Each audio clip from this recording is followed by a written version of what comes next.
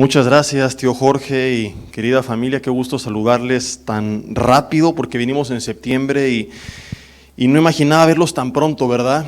Como bien ya escuchaban, llegué hoy a las 6:30 de la mañana, salí ayer a las 3 de la mañana, así que prácticamente pues he dormido así como a periodos. Si por ahí digo una herejía es por causa de la falta de sueño, no porque así sea yo, ¿verdad? Pero nada que un buen Red Bull no pueda solucionar. ¿Cuántos dan gloria a Dios por la vida del creador de Red Bull? Que en momentos difíciles dices, todo lo puedo en Cristo y en Red Bull que me fortalecen, ¿verdad? Obviamente es broma, ¿verdad? El Señor es quien nos da siempre la fortaleza, pero a veces el cafecito resucitador, le decía Josué, no cae nada mal. Y hoy me lo he pasado tomando café todo el tiempo. Pero pues es mayor la emoción, la alegría de saludarles, de compartir con ustedes. Hoy en la mañana vimos un tema que titulamos Rescatando a tu descendencia, que ya pueden ver ustedes en las redes sociales de su congregación, creo que lo van a publicar o ya está publicado. Y como les decía en la mañana, les hice la invitación para ver ahora un mensaje también dirigido a la familia, de aplicación 100% práctica. Veremos cosas bien interesantes. Yo espero que esto pueda sacudir nuestras vidas y hacernos entender muchas cosas y que pueda ser el inicio de una nueva etapa en nuestra vida personal, en muchas luchas que tenemos y que pueda verse reflejado en nuestras relaciones, principalmente en nuestra propia casa. La idea es que fuera un domingo de mensajes familiares. Y esta palabra no importa si eres hijo, hermano, padre, madre, esposo, esposa, inclusive hasta si eres suegra, Dios tendrá misericordia de ti. No, no es cierto. Y también para ti va a ser esta palabra. Vamos a orar, vamos a pedir la dirección de Dios en este tiempo, Señor. Te damos gracias en esta tarde porque estamos con bien, porque nos das vida y la oportunidad de reunirnos. Pedimos tu dirección, tu guía, Espíritu Santo, toma tú todo el control de nuestras vidas, de nuestros oídos, de nuestros corazones y siembra a través de tu palabra una semilla en nosotros que dé fruto, Señor. Quita todo estorbo de en medio, anula todo tipo de distracción, de opresión, inclusive si hay algún malestar físico, cansancio, sueño, algún pensamiento que esté estorbando, algo que nos esté distrayendo, que nada se interponga, que toda barrera sea derribada y que seas únicamente tú guiándonos y hablándonos. Te lo pedimos en el nombre de Jesús y te damos gracias. Amén. Y bueno, antes de empezar, ¿quién no vino en la mañana? Si pueden levantar la mano para ver, ok, hay algunos que sí vinieron, otros que no. Yo les decía que cuando me presentan y dicen que vengo de México, a los hombres que les gusta el fútbol me ven feo por la rivalidad que hay futbolística entre México y Panamá. Entonces, para que no me odien, les confesé, y ahí está mi Instagram como evidencia, porque publicó una historia que algunos vieron, que la última vez que jugó México contra Panamá, yo le iba a Panamá. Yo quería realmente que nos ganaran para que corrieran a nuestro técnico porque es malísimo. Vamos a ir al mundial a hacer puras vergüenzas, para eso mejor que ni vayamos, es puro negocio. Y yo publiqué, Panamá, hoy estoy con ustedes, y mis hermanos me quedaron mal, nos fallaron. Yo contaba con ustedes, era panameño de sangre, de hueso colorado, de corazón, era su hermano y no le ganaron a nuestra selección. Entonces estoy muy enojado con su selección por eso, porque no me hicieron el favor. Pero bueno, no me vean feo, como les decía, yo estuve con ustedes y ambos perdimos. y pues ya que les digo, ¿verdad? Ya no les pregunto si Panamá pasó al mundial o no, porque ya me dijeron que no pasó al mundial. Pero no se preocupen, para ir a hacer vergüenzas como nuestro país es mejor ni ir y mejor ver a otros y disfrutarlo. En fin, vamos de lleno al mensaje. He titulado a esta enseñanza Un hogar gobernado por el Espíritu Santo. Y vamos a aprender un principio bien básico, pero bien importante, visto y explicado desde una forma práctica, que si nos cae el 20, decimos en México, puede realmente impactar nuestras vidas. Hay muchas familias que tienen problemas por falta de conocimiento de ciertas bases bíblicas. Hay gente que es la ignorancia de algunos principios de cuál es mi rol como padre, como madre, como esposo, como esposa, como hijo, como hija, y fuera de broma, hasta mi rol como suegro, como suegra, lo que a veces nos mete en problemas. Pero hay mucha gente que sí sabe cuál es su papel, que sí sabe cuál es su rol, y que aún así tienen problemas para llevarlo a cabo. Que su problema no es la ignorancia de qué es lo que tengo que hacer o lo que no tengo que hacer. y están en esta lucha que yo le llamo el quiero pero no puedo, que termina trayendo muchas veces carga, culpa, frustración, porque no hablamos de personas cínicas que dicen, yo sé lo que tengo que hacer, pero no me da la gana, no lo quiero hacer. No, hablo de personas como ustedes, que si están en un domingo donde al otro día hay día libre y pudieron irse de vacaciones y están escuchando la palabra, es porque en verdad tienen el anhelo y las ganas de hacer las cosas conforme a la voluntad de Dios. Que dices, yo quiero aprender de tu palabra, y hay gente que se ha memorizado la Biblia y que ha hecho todo lo posible por ver la obra de Dios en sus vidas, en su familia, y que van a todos los congresos, a todos los retiros, a todos los seminarios. Yo conozco a algunos creyentes que desde jóvenes les decían, congreso de jóvenes, yo voy, congreso de hombres, yo voy, congreso de mujeres, pues es varón pero se pone peluca y también va. De matrimonios yo voy, brother, pero eres soltero, perdón, pues me caso, pero yo voy. Y hay gente que está metida en todo y a pesar de eso no logran ver un cambio radical en sus vidas. ¿Qué es lo que trae esto? Mucha frustración, y muchos terminan resignándose a vivir una doble vida. Yo he conocido matrimonios, por ejemplo, que les digo, oye, ¿y esto que tú me cuentas cuántos años tiene? Me dicen, Jesse, en privado ni nos hablamos y públicamente guardamos las apariencias. Y te sorprenderías al verlos porque algunos de ellos parecían matrimonios realmente ejemplares. Y tú ves a familias de personas que sirven en su comunidad cristiana y que cuando te enteras de lo que viven en casa no lo puedes creer.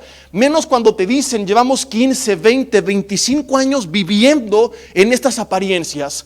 Hay gente que termina simple y sencillamente resignándose a dejar de intentarlo, pero lo más trágico es que algunos solamente terminan tirando la toalla, ya ni siquiera lo intentan, sino que abandonan por completo la fe. Hay personas que se alejan de Dios, que se alejan del cristianismo, que se alejan de la palabra, totalmente decepcionados de sí mismos, ojo, engañados por el padre de mentira que les ha hecho creer que las cosas de Dios no son para ellos.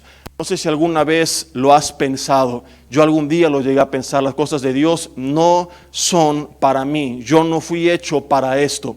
Y muchas veces cuando lo intentamos y lo intentamos y lo intentamos y no podemos, terminamos decepcionados de nosotros mismos, tirando la toalla, abandonando la fe, creyendo que las cosas de Dios son para otras familias, pero no para nosotros. Hay gente, yo he escuchado que dicen, ¿y para qué voy a escuchar de la palabra? ¿Y para qué voy a la reunión? ¿Y para qué voy al grupo de matrimonios? Si de todas formas todo sigue igual. Y entonces abandonan por completo la carrera diciendo, esto es para otros, para los líderes, para los que enseñan, para ciertas familias, pero no para la mía, porque están engañados por el enemigo. Y en muchas ocasiones, tengo que admitirlo, quienes lideramos y enseñamos la palabra somos en cierta forma cómplices por no explicarte abiertamente la realidad. Porque muchas veces en nuestro afán de querer quedar bien, de no perder autoridad, en vez de decirte la verdad, fingimos que nosotros no tenemos problemas y eso hace que tú digas, yo no sirvo para esto. Porque en vez de pararnos frente a ti y decirte, ¿sabes qué? Nosotros también discutimos. Nos ves sonreír y ves una familia feliz, pero también tenemos problemas y también tenemos conflictos. Y hay veces yo estoy seguro en que mi esposa me ha querido ofrecer en holocausto y en sacrificio vivo, agradable y perfecto delante del Señor. Y hay veces en las que yo digo, Señor, y no podrá venir un previo del arrebatamiento y que te la lleves. Y muchas veces también hay conflictos porque Pablo lo dijo a los corintios, el que se casa, ¿lo has leído? Añade aflicción de su carne. Vuelta con tu marido y dile, te hago sufrir, porque estoy cumpliendo con la palabra de Dios. La Biblia establece que por muchas razones habrá diferencias. Inclusive Jesús, y al rato lo veremos, cuando habló de la casa sobre la roca, que lo representa él, de la familia edificada en Cristo, y la casa sobre la arena, no sé si has meditado en que la diferencia no es que la casa sobre la roca no tendría problemas. Ojo, las dos casas, la del creyente y la del no creyente, fueron golpeadas y sacudidas por los mismos vientos, por las mismas lluvias y por los mismos ríos. La diferencia de la familia en Cristo no es que no pasará adversidades, no es que todo será color de rosa, es que va a permanecer firme a pesar de las adversidades.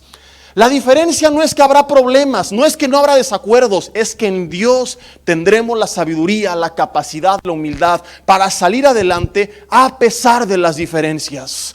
Pero muchas veces la gente se hace ideas incorrectas y piensa que quienes servimos a Dios nunca tenemos problemas, nunca nos peleamos. Entonces tú dices, esto no es para mí. Porque imaginas que en nuestra casa siempre estamos sonriendo y siempre todos abrazados y dices, no hombre, esto no se compara a mi familia. En mi familia nos sentamos a la mesa y mi marido se la pasa gritándome, vieja, ¿dónde está la comida? Mientras la mujer le responde, cállate viejo panzón, solo piensas en comer, allá va. Y los niños peleándose y tú imaginas la familia de los líderes y supones que está el hombre y que le dice a su esposa, mujer virtuosa, ¿ya están los sagrados alimentos que nos ha concedido el Señor? En un momento va el santo sancocho, varón de Dios. Mientras los hijos, piensas tú, abrazados en la mesa, cantan en unidad, habitad los hermanos juntos. Y te da risa, pero no me creerías si te digo que la realidad supera la ficción de lo que la gente cree que vive aquellos que sirven o que servimos al Señor. Alguna vez, solamente a manera de ilustración, para que veas que no estoy exagerando, hace muchos años tuvimos un viaje en Tierra Santa y parte del viaje incluía unos días en Jordania, que es nación árabe, donde hablan en árabe, donde todas las calles están con letreros árabes y además con letra árabe. No son nuestros caracteres normales. El árabe parece que agarraron una brocha, la remojaron en pintura y salpicaron, así como las letras de Aladino.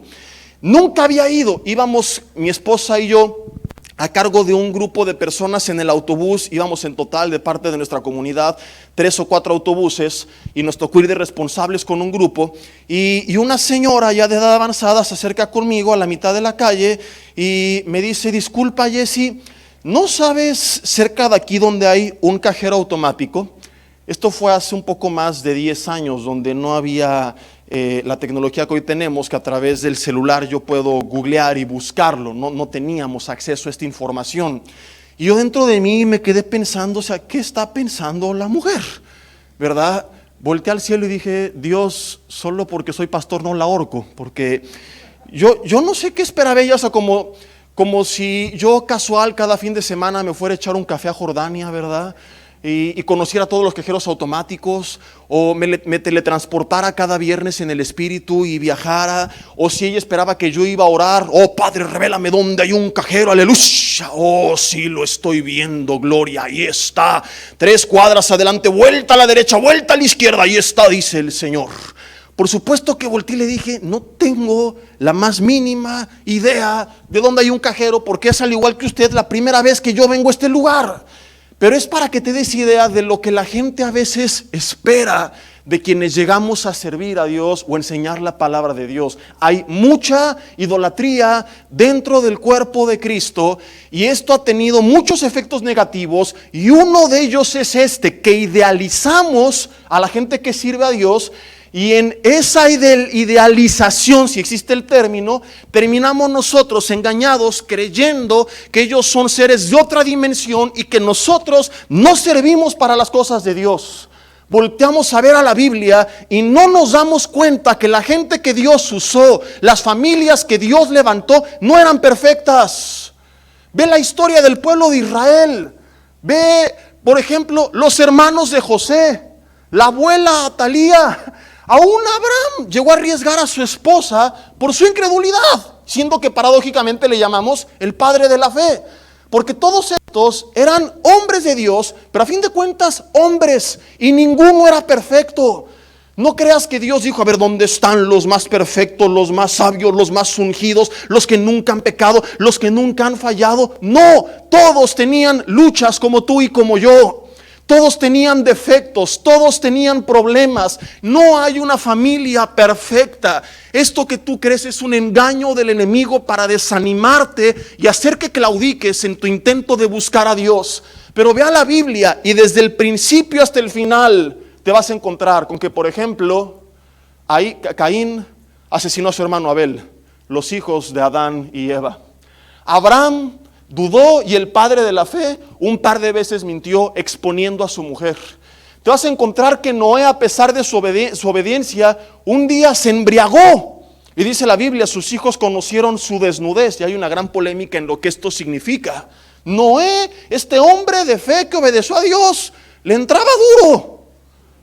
Vuelta con tu marido y dile, al menos te pareces a uno de los hombres de Dios en algún sentido. Sigue avanzando la historia y Elías, que oraba y caía fuego del cielo y lluvia y dejaba de llover. Un día, después de derrotar a 450 profetas falsos que adoraban a Baal, Jezabel, la esposa de Acab, rey de la nación, lo amenaza de muerte. Él huye para salvar su vida y un día después, deseando morirse, le dice a Dios, quítame la vida. Y no es un decir de, ay, me quiero morir. Esta palabra deseando, del hebreo shael, significa pedir, requerir, demandar. Elías con tendencias depresivas, suicidas, queriendo dejar de vivir, el gran hombre de Dios. Y te preguntas, ¿por qué tiene miedo de la amenaza de Jezabel? Se acaba de derrotar hace un día a 450 hombres. Y aquí hay una moraleja. Y es que una mujer enojada da más miedo que 450 hombres juntos. Palabra de Dios. Obviamente no es la enseñanza, pero ilustra perfectamente parte de la humanidad de Elías, de quien Santiago dice, a pesar de que su oración tenía poder, era un hombre sujeto a pasiones semejantes. Di conmigo, semejantes a las nuestras. Qué fuerte está esto. Y podría seguir con la historia, y al final te contaré de David. Y podíamos hablar de los discípulos sin letras y del vulgo. De los discípulos, uno de ellos publicano, cobrador de impuestos, bien tranza. Otro de un grupo casi terrorista. Pedro y Juan sin letras, sin educación, de lo más bajo de la sociedad. Toda la gente que Dios usó tenía defectos. La Biblia dice que escogió a lo vil, a lo menospreciado del mundo para avergonzar a los sabios. ¿Y por qué enfatizo tanto en esto? Para que te des cuenta que la historia de las grandes obras de Dios nunca ha dependido de los hombres de Dios. No es de que es que usó gente perfecta y yo no lo soy. Dios nunca eligió perfectos, fue perfeccionando a los que eligió.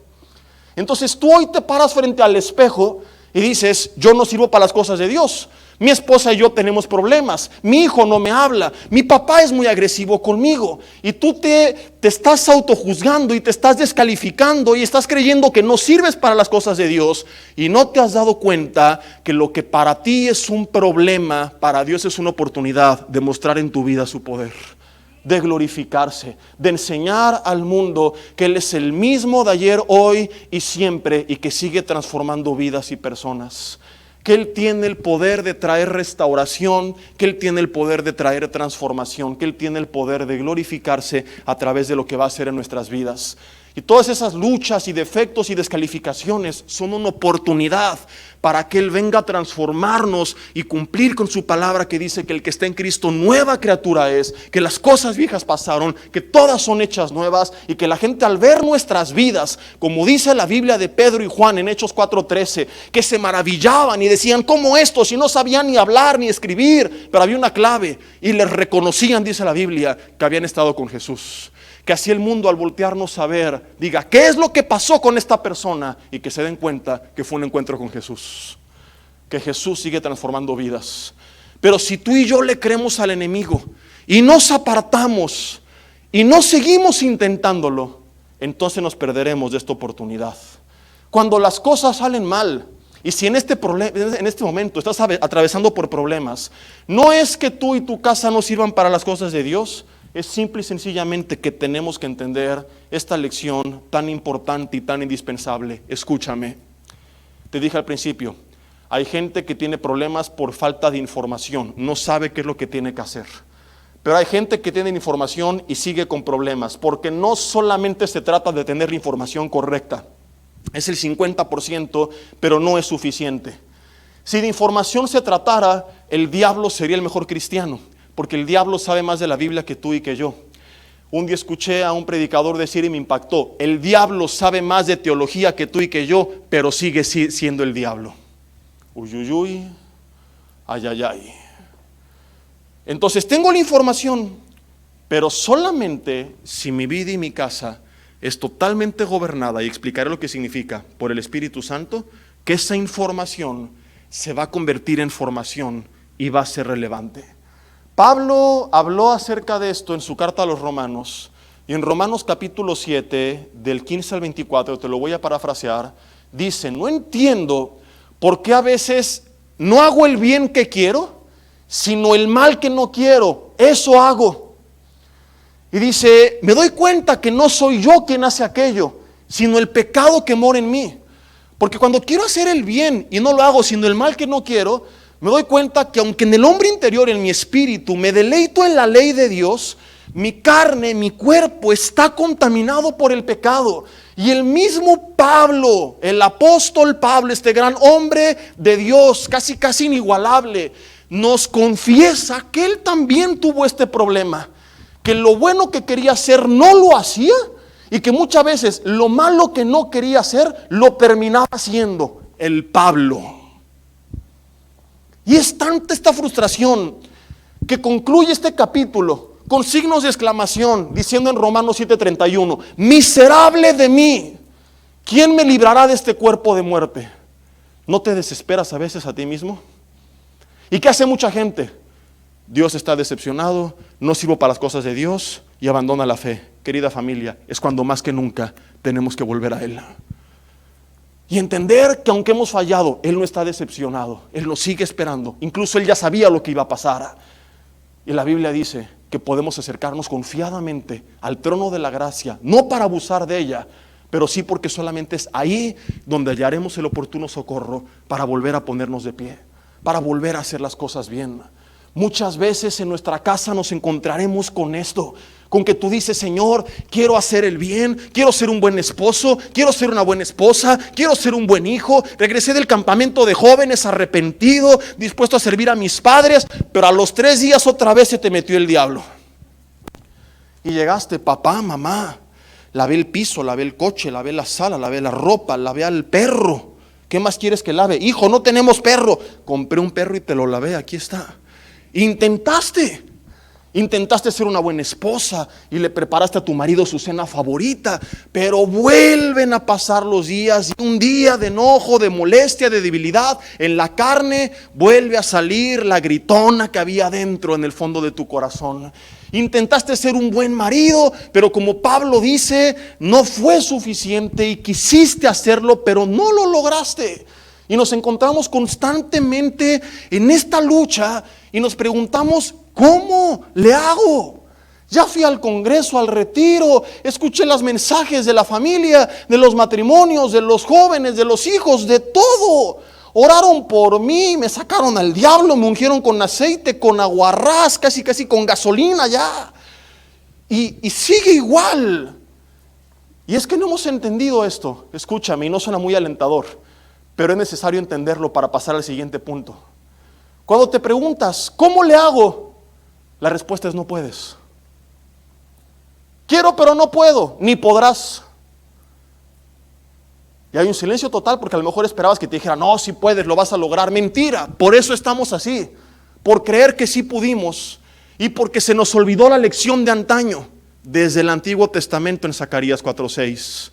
Aun cuando estaban bajo la ley y creían que eran capaces de cumplirla, hoy que entendemos que somos incapaces de cumplir la ley, más claro nos debería de quedar.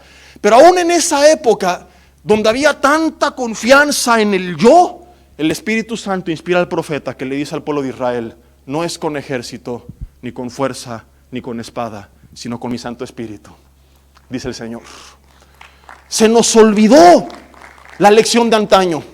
Y viene la frustración porque lo estamos intentando en nuestras fuerzas, porque creíamos que podíamos en nuestras fuerzas, porque hicimos nuestro mayor esfuerzo, pero no lo logramos porque no será suficiente por esta razón: nuestra carne está contaminada por el pecado. Cuando Pablo dice, ya no soy yo quien hace aquello, sino el pecado que mora en mí, no lo escribe para justificar el pecado, sino para que nos demos cuenta de esta realidad. Ojo con que Pablo no terminó ahí. Nuestras Biblias están separadas por capítulos y versículos, pero esto fue hecho por el hombre para encontrar mejor los pasajes. Porque si hoy te dicen, ve a Romanos y andas buscando por Génesis, imagínate si no tuviera esta separación, menos lo encontrarías. Pero la historia o el contexto continúa. Y sabes que el capítulo 8 da la clave para resolver ese problema. Si Pablo terminara con miserable de mí, ¿quién me librará de este cuerpo de muerte? Yo me aviento de un edificio. Pero ahí no termina. En el capítulo 8 dice Pablo que por medio del Espíritu podemos hacer morir las obras de la carne. Él termina concluyendo que nuestra carne está contaminada por el pecado. Y es lo que quizá no sabemos. Venimos a Cristo, escucha esta verdad, y somos renovados espiritualmente. Y nos da un nuevo entendimiento, pero nuestra carne sigue siendo carne. Y seguirá siendo carne hasta el día de tu sepultura. Puedes resistir al diablo y huirá, dijo Santiago. Puedes alejarte del mundo, pero nunca dejarás de luchar contra tu propia carne. Y lo que puedes hacer es fortalecerte espiritualmente, como lo veremos, para que sea más fuerte tu hombre interior y que domine sobre los deseos de tu carne, y que entonces pueda ser el esposo, la esposa, el padre, la madre, el hijo, etcétera, que durante muchos años has querido, pero que al día de hoy no has sabido cómo hacerlo. Porque Jesús dijo, aunque el espíritu está dispuesto, Mateo 26:41. ¿Quién se sabe el resto? La carne es débil. Entonces tienes buenas intenciones y tu espíritu ha querido. ¿Y cuántas veces has llegado animoso a casa? Lo voy a pedir perdón a mi marido, a mi mujer, a mis padres, lo voy a intentar, pero la carne es débil. Y tu espíritu quiere, pero entiende esto, con la carne no cuentas para las cosas de Dios. El espíritu va a querer, la carne jamás va a estar dispuesta. No tenemos que esperar que esté dispuesta, tenemos que someterla. Por ejemplo, invitan a reunión de oración y tu espíritu que dice, sí, yo quiero irme y levantarme temprano y participar. Pero la carne que dice, no, qué flojera. Y se te enreda Sabanás y te tienta y le dice, suéltame Sabanás, pero más te envuelve. Déjame ir Sabanás, y no te deja Sabanás y te quedaste ahí totalmente atrapado por Sabanás. Y tu espíritu dice, voy a llegar con mi esposa y haz las paces y reconcíliate y llévale unas flores. Pero la carne dice, no, ¿para qué unas flores? Mejor con eso te comes un caldito de sancocho en la calle, unos taquitos, creo que aquí no hay, pero en México sí, ¿verdad? Y el espíritu te dice, ve y habla con tus padres. Y la carne, no, ¿para qué hablas con ellos? No les hables, mejor vete a emborrachar con tus amigos, no te entienden, ya están viejos, no te comprenden. La carne siempre se va a oponer a la voluntad de Dios. Tu espíritu te va a insistir, como lo veíamos en la mañana, juega con tus hijos, pasa tiempo con ellos. La carne, ay no, qué flojera, mejor me quedo viendo Netflix y que ellos se entretengan. Dales tiempo de calidad, y la carne, no, mejor dales un teléfono y que se entretengan jugando con el teléfono. ¿Para qué pasas tiempo con ellos? No es necesario. Ellos no quieren estar contigo, que se entretengan con sus amigos. El espíritu te dice, recibe a tu marido con una cena romántica e inténtalo. Pero en la carne tú dices, no, ese viejo amargado, ¿verdad? Que tiene aquí el 667 porque se pasa de bestia, no, que se vaya a bañar. Y muchas veces tenemos buenas intenciones y la voluntad de hacer las cosas, pero es cuestión de horas, de días, de semanas, a veces de meses, para volver al mismo punto de partida, para regresar a donde estábamos, porque no hemos entendido, nuestra carne está contaminada y es egoísta.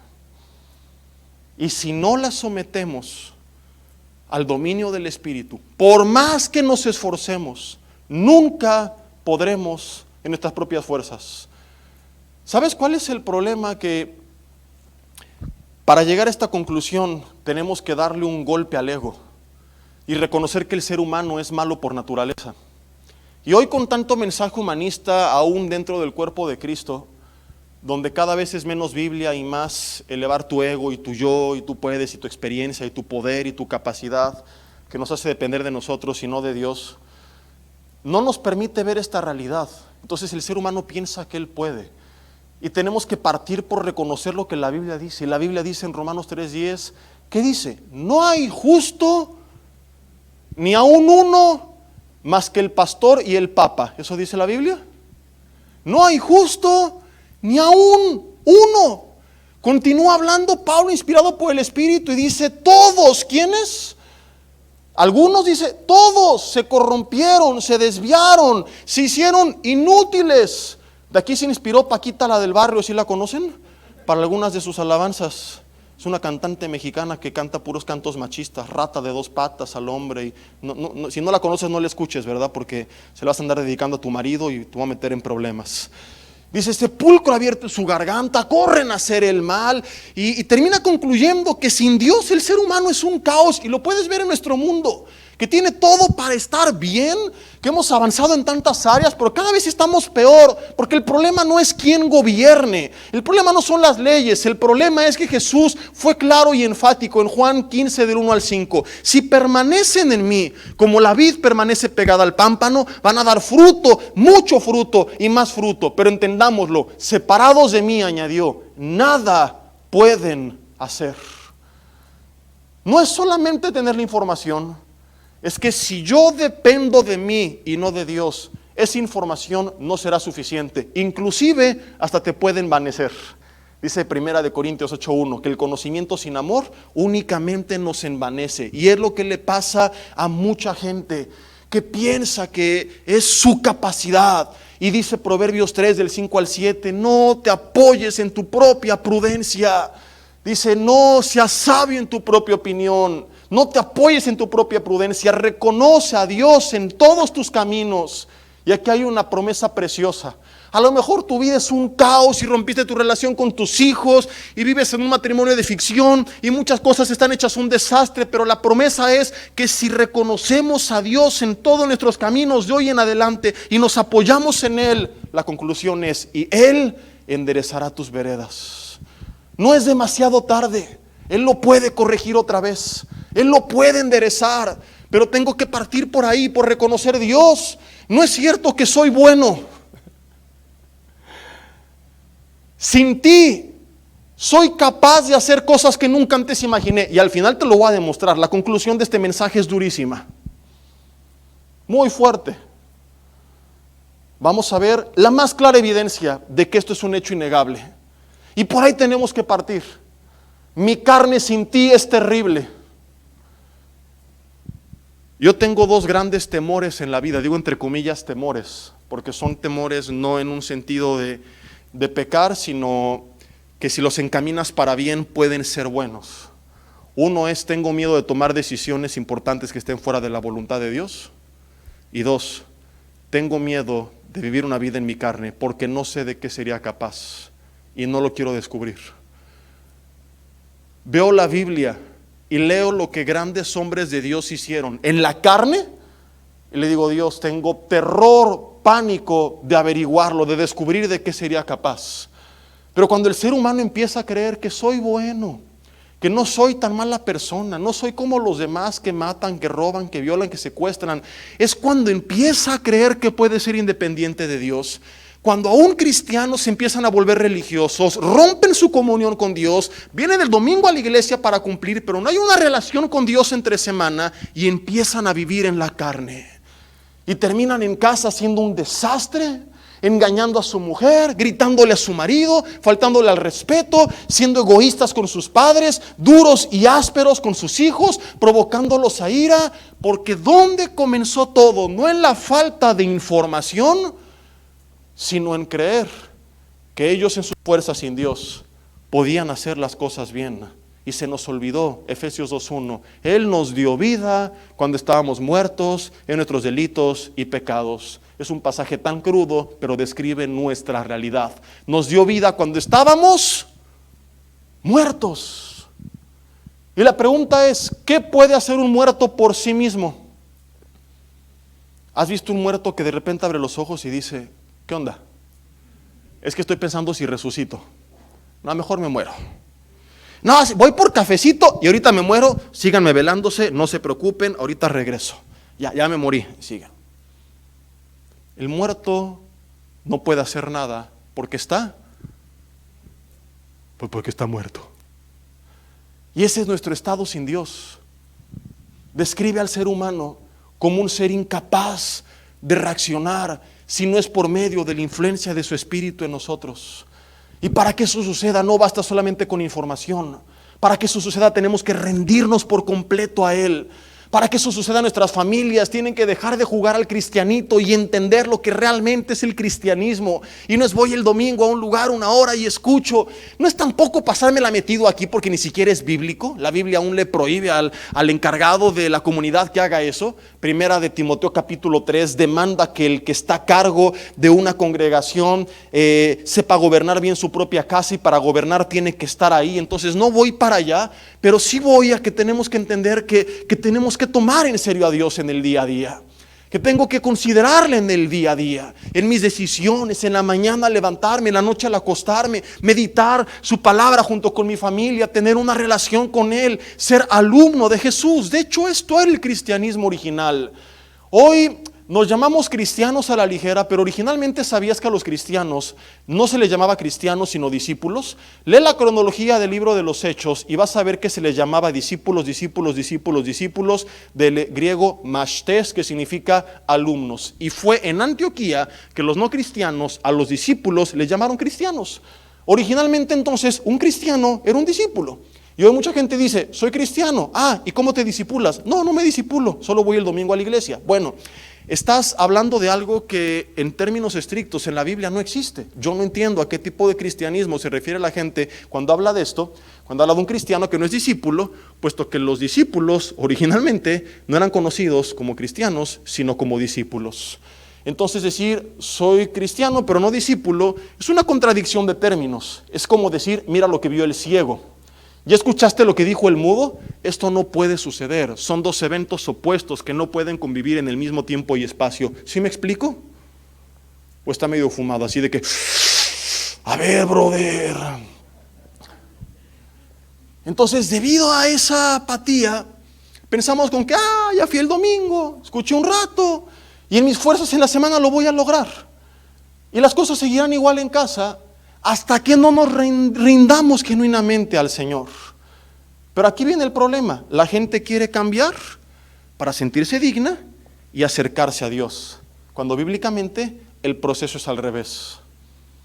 Te sientes indigno y fallaste y dices, cuando cambie vuelvo a Dios. Jesús dijo, es al revés.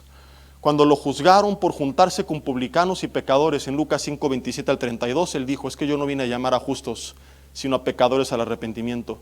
Porque no son los sanos, sino los enfermos los que requieren de un médico. Pregunta, ¿cuándo vas al médico? Principalmente cuando estás enfermo porque quieres que te sane. Sería absurdo que alguien te dijera, ve al médico, y que tú dijeras, no, qué pena, estoy muy enfermo. ¿Qué tal que se enoja? Porque es una persona muy sana. ¿Te imaginas un doctor que dijera, largo de mi consultorio que me puede contagiar? Cuando usted sane me viene a ver, mientras tanto, como estoy muy sano, ni se me acerque. Dirías, y ya que sane, ¿para qué lo quiero? Y es la analogía que utilizó Jesús. Pero somos tan religiosos, tan legalistas o a veces tan orgullosos que no nos damos cuenta de esta realidad. Y aún dentro de la congregación, a la gente nueva le queremos imponer que primero cambie, aleluya, que hablen así, que se vistan así, que hagan esto, aquello y el otro, que compren un guachinango y que se lo peguen a su coche en la parte de atrás, porque así hacen todos los cristianos, que se sepan la Biblia, que se peinen bien, que hablen bien, que caminen bien, para ser dignos de entrar. Cuando Jesús nunca hizo esto. Y volteamos a ver feo a quien viene por primera vez, porque ay, como viste, como habla, como esto, como el otro. Y Jesús mismo fue juzgado por juntarse con pecadores, con publicanos. ¿Por qué no hemos entendido esto? Hay dos extremos hoy en el cristianismo. El legalismo, que quiere imponerle a la gente que cambien sus fuerzas para acercarse a Dios, y el libertinaje. Ven y haz lo que te da la gana, Dios te ama, sigue pecando. Y el equilibrio que la Biblia enseña consiste en esta realidad. ¿Tiene que haber una transformación? Sí. Pero no como prerequisito para acercarnos a Dios, sino como resultado de habernos acercado a Dios. Moisés no resplandeció y entonces se ganó el derecho de subir a su presencia. Subió a su presencia y ahí resplandeció. ¿Qué fue primero? ¿El encuentro o la transformación? ¿Qué fue primero? ¿El encuentro o la transformación? Hoy queremos transformación sin un encuentro. No se puede. Creo que puedo cambiar y cuando sea un buen esposo y mi familia esté bien, entonces vamos todos unidos a la iglesia y mientras tanto no nos sentimos dignos. Cuando deje esto y aquello y el otro, voy a Dios. No, la realidad es esta, tengo que venir así como estoy. No importan tus luchas, tus defectos, tus problemas, lo que estés pasando en casa, así eres bienvenido, esta es tu casa. Dios te está esperando, pero no te va a dejar como estás, te va a transformar. Pero primero tienes que venir con el médico de médicos, que te va a sanar con su espíritu y con su palabra. Mientras lo sigas intentando en tus fuerzas, para demostrarle que ahora sí cambiaste, que estás arrepentido y que eres digno, sería imposible. Dice Filipenses 2:13, si no nos ha quedado claro, que Él es el que produce el querer y Él produce el hacer por su buena voluntad. Si hacemos el bien es por medio de la influencia de su Espíritu Santo en nuestras vidas, que a través de nuestra relación con Él, Gálatas 5:22, en contraste con las obras de la carne, del versículo 17, dice que el Espíritu, como resultado de nuestra comunión con Dios, produce 9 características que constan en singular de lo que la Biblia llama el fruto del Espíritu, que son 9 cualidades del carácter: amor, gozo, paz, paciencia, bondad, benignidad, fe, mansedumbre y dominio propio. ¿Te imaginas un esposo con estas 9 características? Ponle la mano en su hombro y dile: recibe. Pregunta en serio, ¿cómo serían tus hijos, tus padres, tu esposa, si tuviera permanentemente visible y latente el fruto del Espíritu? Un hijo amoroso, por ejemplo, un padre amoroso y no el padre hosco que tienes. Una esposa con gozo y no la mujer que siempre está enojada y ¿qué quieres? ¿Cómo sería una esposa con fe, por ejemplo, en tiempos difíciles? Ahora que vino la pandemia, había mujeres que llegaban, ya ahora sí nos cargó el payaso y ya sé qué, y qué vamos a hacer. Te imaginas una esposa: mi amor, no te preocupes, todo va a estar bien, vamos a buscar a Dios, Él está con nosotros, nada nos va a faltar. ¿No te gustaría una casa con estas 9 características? Un esposo paciente en el centro comercial mientras estás de compras. ¿Cuántas dicen yo recibo? Dile a tu marido: Dios te está hablando. Amor, gozo, paz, paciencia es parte del fruto del Espíritu. Mansedumbre, benignidad, bondad, dominio propio. ¿No te gustaría, querido joven, un hogar donde tus padres tuvieran dominio propio y no pareciera que 2 demonios están peleando todos los días y vuelan ollas y sartenes por la casa?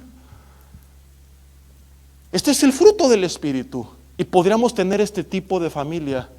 Pero entendámoslo, no dice la obra del ser humano, las buenas acciones del hombre, dice el fruto ¿de quién? ¿Y qué es un fruto? El resultado de una semilla que fue sembrada. No hay fruto sin semilla. Si yo siembro una semilla y crece un árbol pero no lo cuido, se va a secar. ¿Y qué pasaría si voy al súper o al mercado y compro unas manzanas y unas peras y se las pego con Durex? Mira qué bonito se ve mi árbol con manzanas Washington bien rojas, pero son falsas, no van a seguir madurando, pronto se van a podrir. Es una ficción y es lo que mucha gente hace. No cuidan ese árbol, la semilla del Espíritu fue ya plantada en sus vidas, pero no hay una comunión con Dios. No hay primera de Tesalonicenses 5:17, orad, que es mantener nuestra comunión con Dios de forma permanente, sin cesar, y ante la falta de fruto nos volvemos religiosos y por las apariencias, por el qué dirán, nos empezamos a colgar manzanas, a fingir que todo está bien, a convertirnos en este tipo de personas que te comenté al principio, que llevan 20 años tras una careta. Y hay mucha gente que tú preguntas dentro de la comunidad: ¿cómo estás? Y que en vez de decirte la verdad, mal, triste, deprimido, tengo luchas por el qué dirán, por no entender que estamos para ayudarnos mutuamente, por olvidarnos de los orígenes de la iglesia. Nos fijamos tanto en la apariencia nada más. ¿Y qué dicen todos? ¿Cómo estás? Bien, bendecido, gozoso. Y por dentro está, te lo hice con una cara que dice: si así es cuando está gozoso, imagínate cuando está amargado. Porque están viviendo detrás de un fruto ficticio, que si no hacen algo pronto se va a pudrir y va a salir a la luz la realidad. Porque este fruto no es nuestro fruto, es el fruto del Espíritu. ¿Y qué es lo único que tengo que hacer? Y esto es lo mejor de todo. Nada. Tú no tienes que hacer nada. Hemos pasado toda la vida creyendo que este es el cristianismo. Yo mi esfuerzo por hacer la voluntad de Dios. No se trata de las grandes obras del hombre, sino de la gran obra de Dios en el hombre y a través del hombre. Él produce el querer como el hacer. Él produce el fruto. Mi única chamba es estar, no sé si aquí existe este dicho, en México decimos flojito y cooperando. Rendirme a Él y Él se encarga de transformarme. Yo solo tengo que buscarle y depender de Él y alimentarme de Él. Y así como el árbol, al regarlo y ponerlo con fertilizantes y que le dé el sol, solito empieza a crecer. Un cristiano plantado en el Señor, solito va a empezar a producir fruto. Y tú mismo te vas a dar cuenta que tu vida es totalmente distinta cuando estás en comunión con Dios a cuando estás separado de Dios. ¿Lo has visto? Que eres más buena onda, más alegre, más paciente, tienes más fe cuando estuviste en comunión con Dios que cuando no. Yo me he dado cuenta. Yo, por ejemplo, al volante solía ser muy agresivo. Iba escuchando la radio, las malas noticias, y se me cerraba alguien y lo alcanzaba. ¿Y qué te pasa? Hasta que un día el que alcancé fue un cristiano. Y yo, hermano, nada más lo alcancé para saludarlo, que Dios lo bendiga. Y me doy cuenta que si voy manejando con alabanzas, platicando con Dios, y se me pasan, en la carne me enojo, pero como voy en el Espíritu, digo, ay, Dios te bendiga. Y no pasa mayores. Me he dado cuenta con mi familia lo mismo. Me agarro un problema en la carne y exploto, me agarra en el Espíritu, la reacción es muy distinta.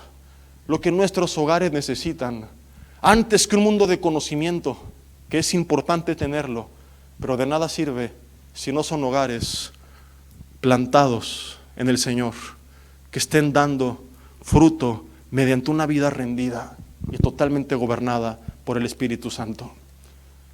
El Espíritu Santo, a diferencia de antes, no se va, pero la Biblia dice que sí lo podemos apagar, sí lo podemos contristar. Un teólogo explicaba esto, le preguntaban cómo definía su lucha interior y dice, es como si hubieran dentro de mí dos tigres, uno blanco y uno negro, que siempre están peleando. Uno representa la carne, otro el espíritu. Y le decían, ¿y quién es el que gana? Y él dijo, es muy sencillo, al que más le doy de comer. Si tú pasas todo el día en la carne, malas noticias, el estrés del trabajo, el tráfico, lo que sea, y llegas a la casa y hay un problema con tus hijos, con tus padres, con tu esposa, ¿cómo crees que vas a reaccionar? En cambio, si tú empiezas el día con una alabanza, meditando algún versículo, te vas a tu trabajo, a la escuela con la palabra, y sales y vuelves a la palabra, estás en el Espíritu y llegas a casa y hay un problema y tu reacción va a ser muy distinta. Porque hay una radical diferencia, y con esto quiero casi concluir, si me apoyan con el teclado, por favor. Una radical diferencia entre enfrentar problemas, discusiones, dificultades en casa, en la carne, y hacerlo en el Espíritu. Y yo podría terminar este mensaje de dos formas. Uno, a la manera, decimos en México, panchera, que se estila a veces en este siglo, donde se busca únicamente mover emociones, y es algo que a mí nunca me ha interesado.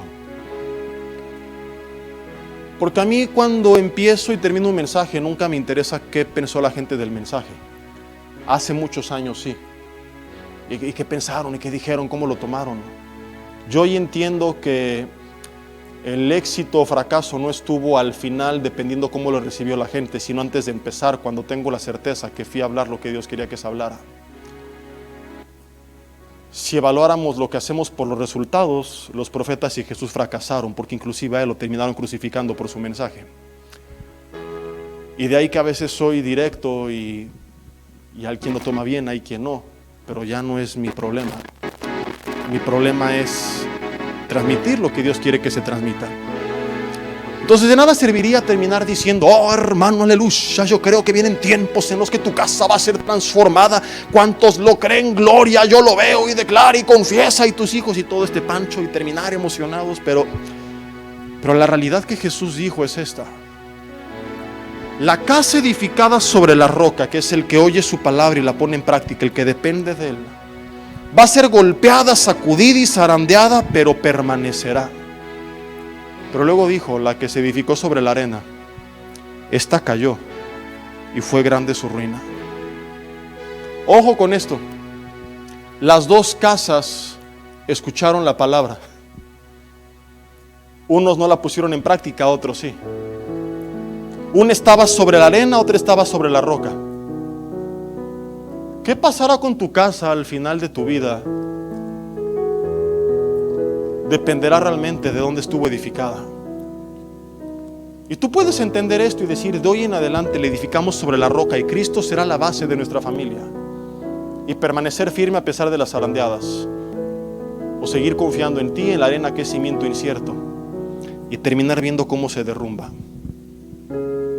Te dije al principio que terminaría con el ejemplo más crudo que existe. Y para mí, creo que para muchos, no hay mayor ejemplo que el rey David.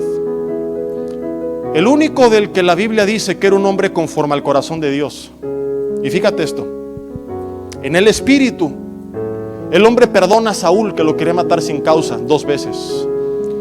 El hombre reina sobre la nación, y antes de esto él vive una vida ejemplar y enfrenta ejércitos y sale victorioso y derrotó a los amonitas, a los moabitas, a los suegritas, mucha gente que daba terror, y siempre salió adelante.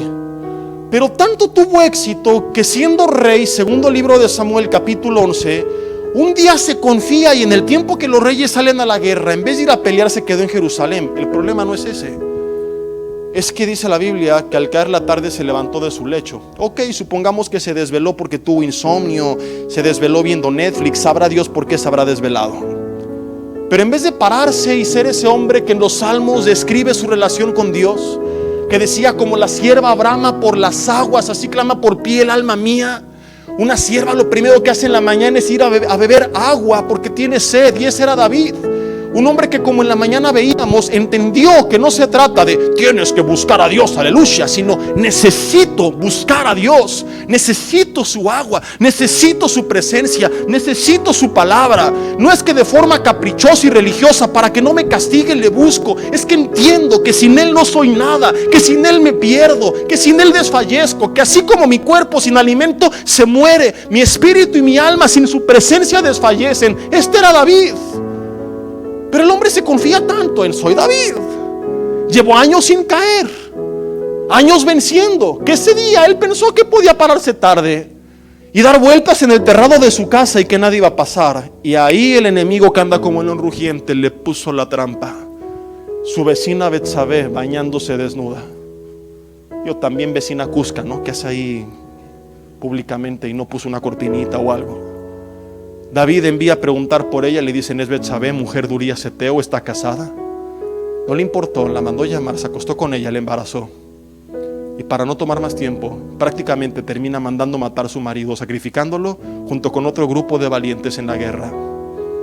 A su vecino, a uno de sus hombres valientes, hablas de un pecado de inmoralidad sexual y de asesinato, cometidos por el único hombre que la Biblia dice tiene un corazón conforme al corazón de Dios. ¿Cuál fue la diferencia? ¿Es que David no sabía que esto era pecado? No, David lo sabía perfectamente. La diferencia es que él creyó que podía tener éxito un día de su vida sin Dios. Y es un parteaguas que muestra la realidad. David con Dios es capaz en el espíritu de perdonar, de amar, de ser justo. David sin Dios es capaz de fornicar y de matar. No fue un tema de falta de conocimiento, fue un tema de autoconfianza en sí mismo y no de confianza en Dios. Y lee la Biblia y te darás cuenta de los grandes crímenes que cometieron familias que conocían a Dios en contra de sus más cercanos. Los hermanos de José lo venden como esclavo por envidia. Atalía manda matar a sus nietos por poder. Los reyes se peleaban entre ellos por la posición. Amnón violó a su media hermana. Absalón, su medio hermano, luego lo manda a matar. Herodías le quita a su propia hija la oportunidad de asegurar su futuro, pidiendo la mitad del reino, aconsejándole que pida la cabeza de Juan el Bautista para satisfacer sus deseos inmorales. Abraham expuso a su mujer un par de veces. ¿Cuántos ejemplos más, querida familia, tengo que mencionar para que entendamos que no importa quiénes seamos y cuánto conozcamos de Dios? Esta gente conocía la ley y la palabra de Dios. Te estoy hablando de pura gente que venía prácticamente del judaísmo, que conocía estas bases, estos principios, y que aún así hicieron cosas terribles en contra de su familia.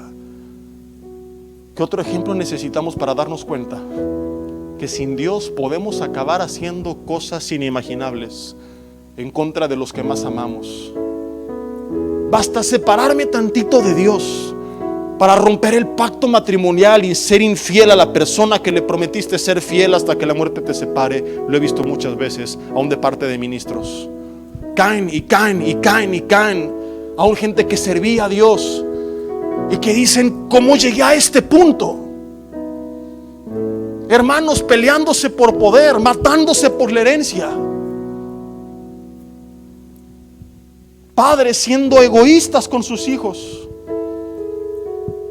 dejándolos detrás de una tableta por causa de puro trabajo, dinero.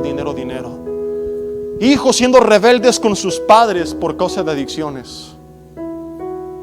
Por más cercanos que sean y que les ames, la Biblia es clara. Aunque te la sepas de memoria, en la carne, que es egoísta y perversa, terminarás atentando en contra de ellos, aún con todo el conocimiento. Y es solamente mediante una vida en el Espíritu rendida a Dios que tendremos la capacidad de ser la persona que Dios nos mandó a ser. Y solamente queda por decidir si viviremos reflejando Gálatas 5:17, las obras de la carne, o Gálatas 5:22, el fruto del Espíritu. La diferencia, concluyo con esto, no la define qué tanto sabías o no de la Biblia, sino qué tanto entendiste que no se trata de ti, sino de tu comunión y tu rendición a Dios. Jesús resumió todo esto diciendo: si permaneces en mí como la vid pegada al pámpano, llevarás fruto, mucho fruto, más fruto. Pero entiéndelo, y aquí terminamos: separados de mí, tantito te confías como David. Ay, ya la hice, llevo años de cristiano, sin caer, sin pecar, sin fallar. Nada podemos hacer. Cierra tus ojos y dile: Dios, me queda clara la enseñanza y reconozco que muchas veces he reflejado las obras de la carne en mi casa. Mal carácter, malos tratos, malas palabras, egoísmo, inmoralidad. No quiero descubrir hasta dónde sería capaz de llegar sin ti. Hoy quiero parar este tren, Señor. Meter el freno de mano y dejar de seguir intentándolo en mis fuerzas. Quizá estaba avergonzado, engañado, queriendo cambiar para demostrarte que estaba arrepentido y sentirme digno de venir a ti. Y hoy que entiendo esto, Señor, te quiero decir que vengo a ti tal como estoy. Y aunque quisiera prometer perfección, solo sé que puedo prometer rendición. Y dile: Dios, aquí está mi vida.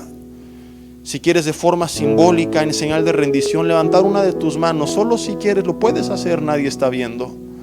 Es una forma de abrirte y decir: aquí estoy, tómame. Toma mi familia, toma mis hijos, toma mis hermanos, toma mis padres, toma mi matrimonio, toma toda la gente que amo y toma mi vida. Reconozco, Señor, que en mis fuerzas yo no puedo y no quiero, me cansé de intentarlo.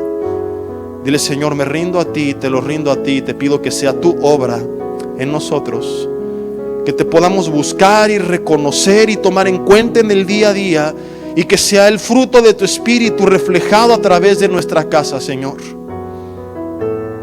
Dile: Dios, perdón si no he sido, y llámale al rol que desempeñas, el esposo, la esposa, el hijo, el padre, la madre, el hermano, que tú me pides que sea.